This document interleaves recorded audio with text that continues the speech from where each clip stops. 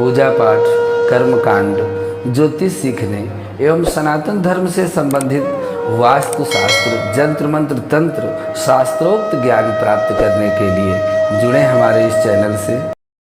मित्रों, स्वागत है ज्योतिष शिक्षा के इस चैनल पर। हम आज आपके लिए बड़ी महत्वपूर्ण जानकारी लेकर के आए हैं। बहुत से हमारे दर्शकों की तरफ से काफ़ी समय से ऐसे प्रश्न आ रहे हैं कि ये बाहरी बाधाएं क्या हैं। भूत, प्रेत, टोना, टंबर, परेशानियां ये कैसे आती हैं, किसको आती हैं, इससे बचने के लिए हमको क्या करना चाहिए। क्योंकि कुछ चीज़ें जैसे जीवन में सुख आता है वैसे दुख भी आता है, अनायास आता है। हम कुछ ऐसी भूल, कुछ ऐसी गलती भी करते हैं और जन्म कुंडली में कुछ ऐसे योग होते हैं जिनके कारण आपको वह पीड़ा आएगी ही आएगी। तो ऐसी कौन सी परेशानियां हैं, ऐसे कौन से योग जन्म कुंडली में बनते हैं जिनके द्वारा हमको बाहरी बाधाएं अनायास हमारे पास एकत्र हो जाती हैं। हम समझ नहीं पाते कि हमने तो ऐसी कोई गलती नहीं की। तो उसको हम आज बताने का प्रयास करते हैं। यदि आप अपनी जन्म कुंडली अपने पास रखते हैं तो निश्चित रूप से गूगल में जाके अपना एक जन्म चक्र का चुटका अपने पास रखिए जो चौकोर बना रहता है, और उसको कभी कभी देख करके जानने का प्रयास करना चाहिए कि कौन सा ग्रह किस भाव में लिखा है। यद्यपि उसमें गणना तो कहीं से भी शुरू होती है, वो आप समझ नहीं पाते, पर हम बताएंगे कि जो सबसे पहला ऊपर का चौखट होता है वही हमारी जन्म लग्न है। उसी को हम एक कहते हैं, भले वहाँ 9 लिखा हो, 5 लिखा हो, 8 लिखा हो, उसको एक मानिए और उसको लग्न मानिए। उसको शरीर के विषय में वहाँ से जानकारी के विषय का भाव है वो। तो जब चंद्र, सूर्य, राहु, शनि के साथ एक साथ बैठ जाते हैं जन्म कुंडली में तो बाहरी बाधाओं का आना प्रारंभ होता है। अर्थात मन का कारक चंद्रमा और आत्मा के कारक सूर्य, इनको शनि और राहु की संगति मिल जाती है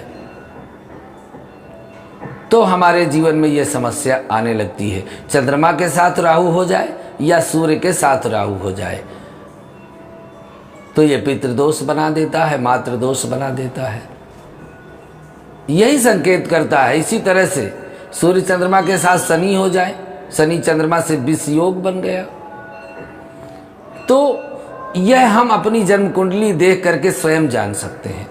विस्तार से तो नहीं जान सकते, लेकिन अगर ये संयुक्त ग्रह बैठे हैं अर्थात सूर्य और चंद्रमा के साथ राहु और शनि जन्म कुंडली में कहीं भी बैठे हैं तो आपको भूत प्रेत की बाधा लगनी ही लगनी है। चंद्र की युति राहु के साथ कहीं भी हो तो लग्न का स्वामी शनि से पीड़ित हो तो जातक टोने टंबर का शिकार जल्दी हो जाता है। हम रास्ते से निकलते हैं, बहुत सी निगेटिविटी चीज़ें रास्ते में पड़ी होती हैं, टोना टंबर करके भी लोग चौराहे में रास्ते में डाल देते हैं, पर वो सबके ऊपर नहीं आता, हमारे ऊपर क्यों आता है? क्यों? क्योंकि यदि हमारे चंद्रमा और राहु दोनों एक साथ बैठे हैं और हमारे लग्न का स्वामी शनि है अथवा लग्न हमारी पीड़ित है किसी पाप ग्रह से, तो हमें वह चीज़ जो बाहरी बाधा रास्ते में थी वो तुरंत हमारे साथ लग जाएगी। चंद्रमा यदि नीच राशि का हो, लग्नेश कमजोर हो, प्रयास बहुत लोग करते हैं जीवन में उन्नति का, लक्ष्य भी लोग पा जाते हैं, लेकिन कुछ लोग पहली बार में ही पा जाते हैं और कुछ लोग जीवन के अंतिम क्षणों तक संघर्ष करते रहते हैं। उसका मूल कारण है कि लग्नेश का निर्बल होना। यदि लग्नेश कमजोर है, कुंडली में 4 ग्रह उच्च के हैं, कुंडली बहुत अच्छी है लेकिन लग्नेश निर्बल है, हमको लग्नेश को कैसे शक्तिशाली बनाना है यह बात हम यदि जान जाएंगे तो हमारा जीवन उसी क्षण से बदल जाएगा।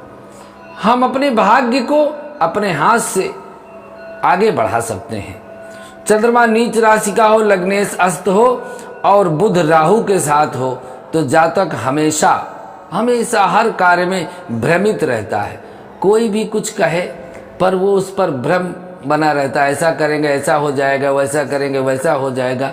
कुछ लोगों को सुना होगा आपने, जानते बहुत हैं, ज्ञानी हैं, लेकिन वो अपने मन से निर्णय कर लेते हैं कि पूजा हम कैसे करेंगे, वैसा हम कैसे करेंगे, ऐसा कैसे करेंगे।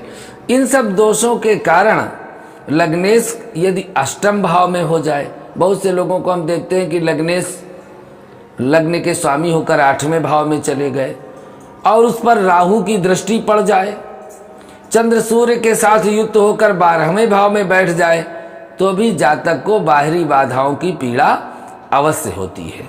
मंगल 11वें भाव में अकेला हो और चंद्र 8वें भाव में हो तो जातक तंत्र का शिकार हो जाता है, उसके ऊपर तंत्र प्रयोग जल्दी हो जाता है। क्यों?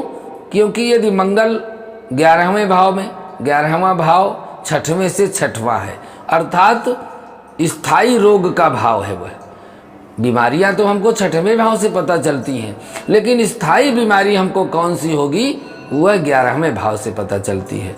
मंगल वहां बैठे हों, चंद्रमा मन के कारक हैं, वो अष्टम में चले जाएं तो तंत्र प्रयोग ऐसे लोगों पर तुरंत हो जाता है।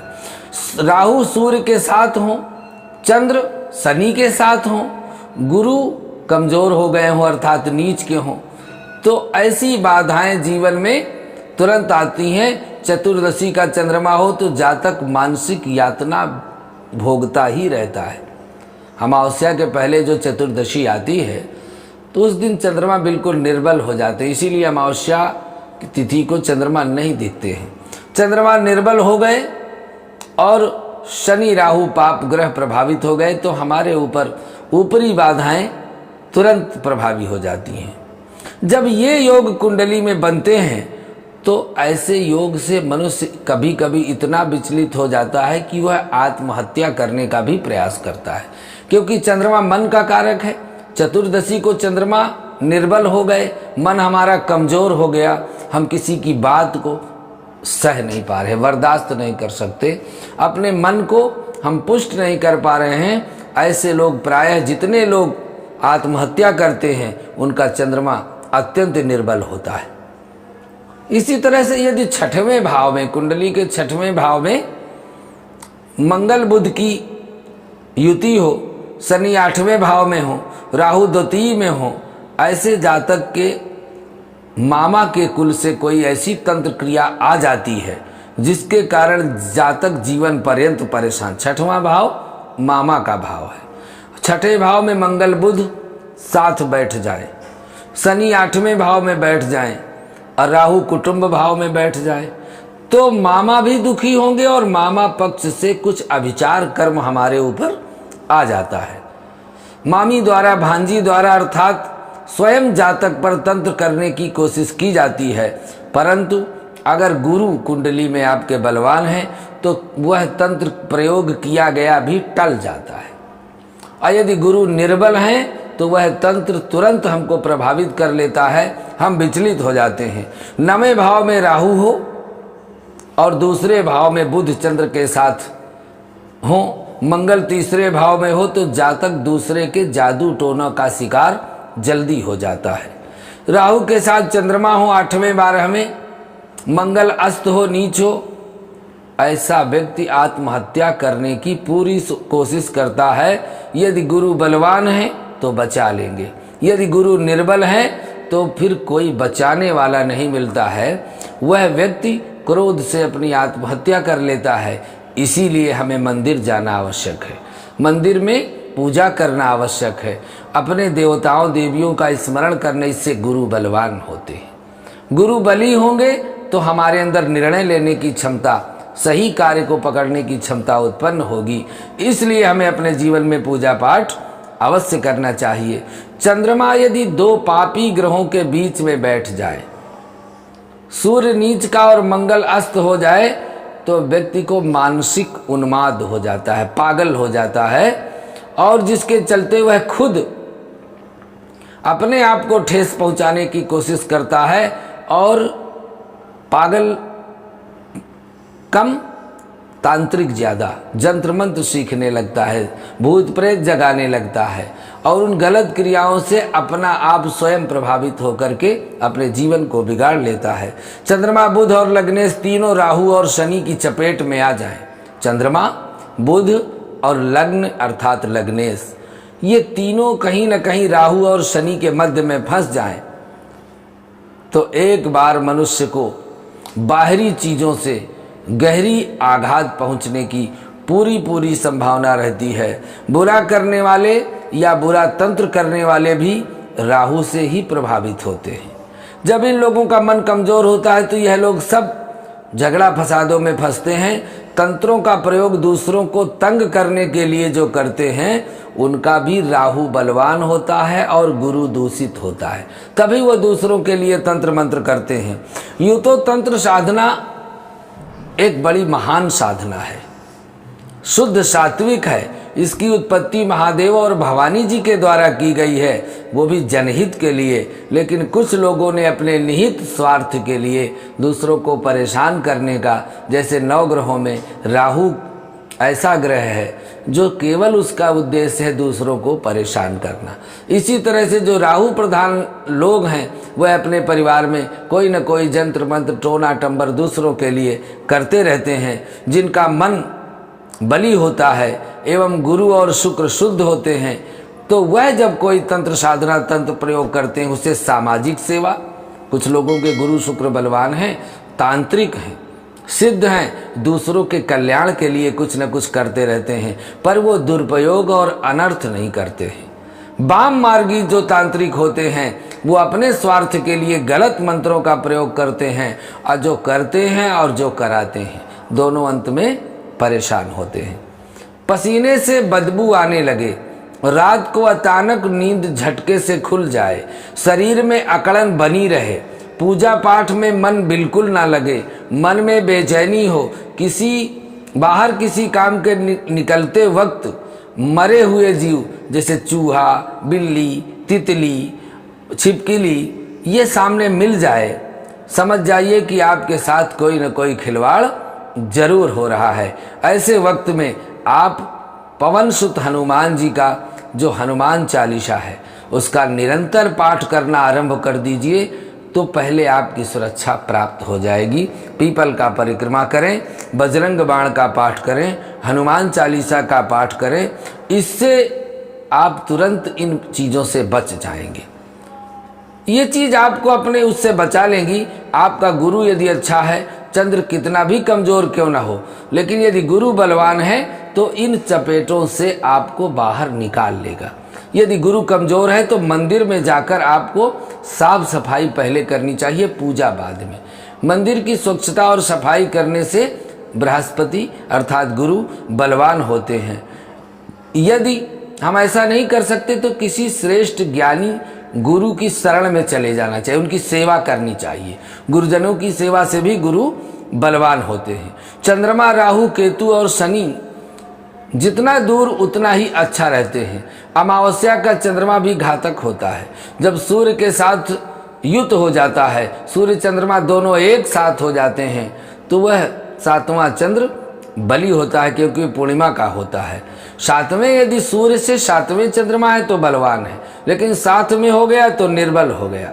पूर्णिमा का चंद्र गुरु से युक्त सूर्य 84 उच्च का हो तो जातक बाहरी बाधा से कभी भी पीड़ित नहीं हो सकता है। पूर्णिमा का चंद्रमा यदि जन्म कुंडली में पूर्णिमा का जन्म है तो चंद्रमा बलवान है, कितना भी कोई जंत्र मंत्र करे आपके ऊपर उसका कोई असर आने वाला नहीं है। भाग्येश अर्थात धर्म स्थान का स्वामी बलि हो, लग्नेश गुरु से दृष्ट हो, चंद्रमा 84 का हो तो भी जातक के ऊपर जंत्र मंत्र का कोई प्रभाव नहीं होता। गुरु की दृष्टि लग्न और लग्नेश पर, राशि और राशि पर भी पड़े तो जातक सफलतापूर्वक जीवन को व्यतीत करता है। इसीलिए सदैव अपने से श्रेष्ठ व्यक्तियों से सत्संग करना चाहिए। आज की इस फलादेश में आपने यह जरूर समझा होगा कि गुरु हर जगह गुरु, यदि गुरु बलवान है तो कोई न कोई बचाने वाला मिल जाता है। यदि गुरु हमारा कुंडली में पुष्ट है तो हम आत्महत्या से भी बच सकते हैं, तंत्र मंत्र से भी बच सकते हैं।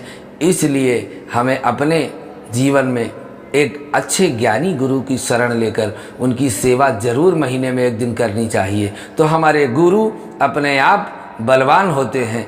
मन को सदा बली बनाए रखने के लिए महादेव पर रोज 50 ग्राम दूध नमः शिवाय मंत्र के साथ चढ़ाएं और एक नींबू काट कर अर्पित करें। पवन सुत हनुमान जी की नित्य आराधना करें। कुछ भी मंत्र जंत्र नहीं आता तो श्री राम जय जय राम का 10 मिनट तक कीर्तन करें। भवानी माँ दुर्गा को नमन करें, गुरु की सेवा करते रहें।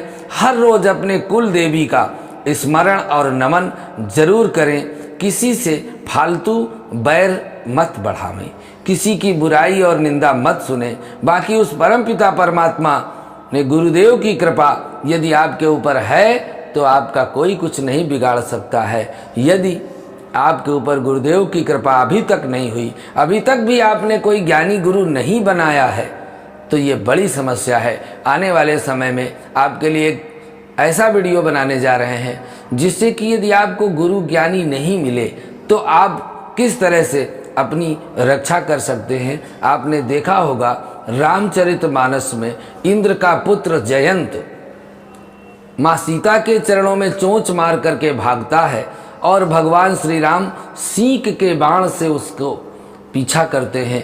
तीनों लोकों में किसी ने शरण नहीं दिया। किसने शरण दिया? गुरुर् ब्रह्मा गुरुर् विष्णु गुरुर्देवो महेश्वर। नारद देखा बिकल जयंता तो लाग दया कोमल चित संता।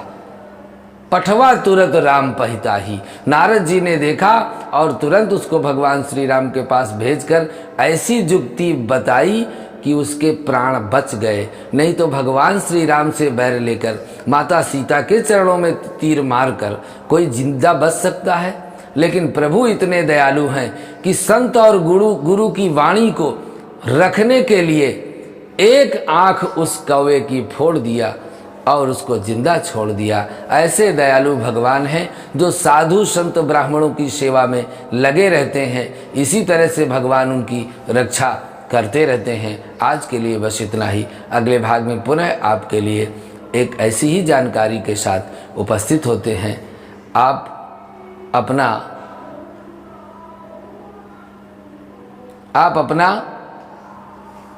मत हमें ज़रूर प्रदान करें। आप अपने कमेंट से हमें ज़रूर संतुष्ट करें। आपको हमारा यह चैनल, हमारे यह वीडियो और हमारा यह मार्गदर्शन कैसा लगता है ज़रूर बताने का प्रयास करें। निवेदन है हमारा। नमस्कार।